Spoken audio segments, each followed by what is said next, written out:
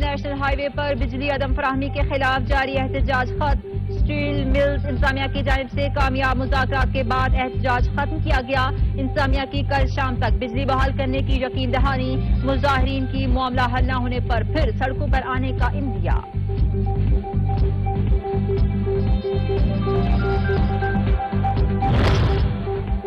سرکاری مال خانے سے کس نے کب کون سا تحفہ وصول کیا، عوام کو جلد ہی سب معلوم ہو جائے گا. وفاقی کابینہ اجلاس میں توشہ ریکارڈ پبلک کرنے کی منظوری.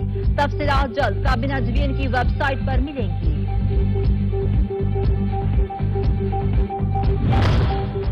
تفتیشی ٹیم سے عدم تعاون کی روایت برقرار. راولپنڈی میں نیب ٹیم توشہ خانہ کیس کی تحقیقات کے لیے انتظار کرتی رہ گئی. عمران خان پیش نہ ہوئے. احتساب بیورو نے سابق وزیر اعظم سے 6 گڑیوں سے متعلق تفصیلات طلب کی تھی.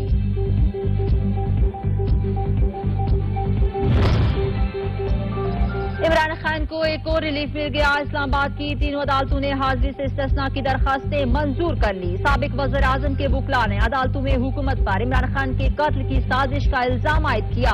ویڈیو لنک پیشی کی اجازت دینے کی استدعا کی. کیسز کی آئندہ سماعت 13 اور 21 مارچ کو ہوگی.